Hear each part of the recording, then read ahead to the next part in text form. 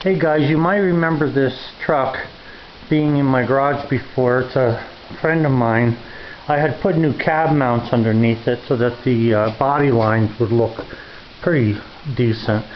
Well, it got to the point now with the truck where these fender wells rotted out on them, so I put a new panel in there, and also this rocker here I had to put, or not rocker, it's the rear I guess quarter panel. Not even sure what the heck to call it anymore, but anyway, I replaced the piece down in there, and I used that fiberglass stuff to cover over it. So he has some pieces of chrome trim that were on there, but the trim looks like there were freaking mice chewing at it because it's rotting. I don't know. You would think that aluminum wouldn't, but it does. And I might put it back on there anyway. I'll just clean it off a little bit because he doesn't really want to spend any money on it, and I don't know. I just might do that.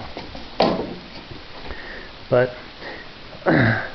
so that's how far I am with this one.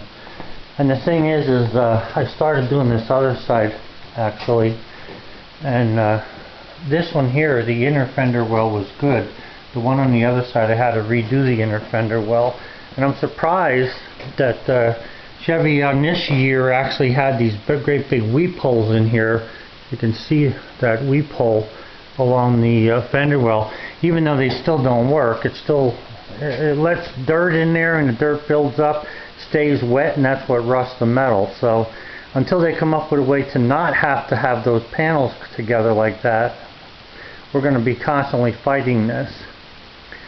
So where I marked off there, you can see the panel laying there. I marked off where the panel would actually fit, but I like cutting curves rather than a square. If I cut a square like in here, I can't use my flanging tool in the very center, in the very corner, to overlap the metal, and I don't like fooling with it. I don't like beating on it or anything. So if I make a curve like what this is right here, I can flange that with my flanging tool all the way around, and then just take a pattern, a piece of paper, and put it over top, mark it, and then transfer that to the panel, and I can cut that and put it in place.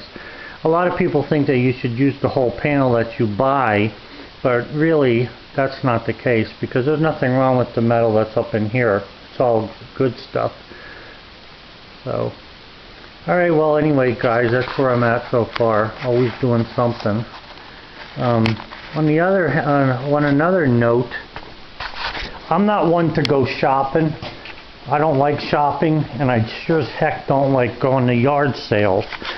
But I went to a yard sale today. I stopped at a yard sale because the sign said tools. And I made a little trough here. And I want you to look at this. This is a drill bit. It's about a 3/4 inch drill bit with a Morse taper on the end. I got 2 of them. And this drill bit, I tell you what, doesn't look like it was used at all.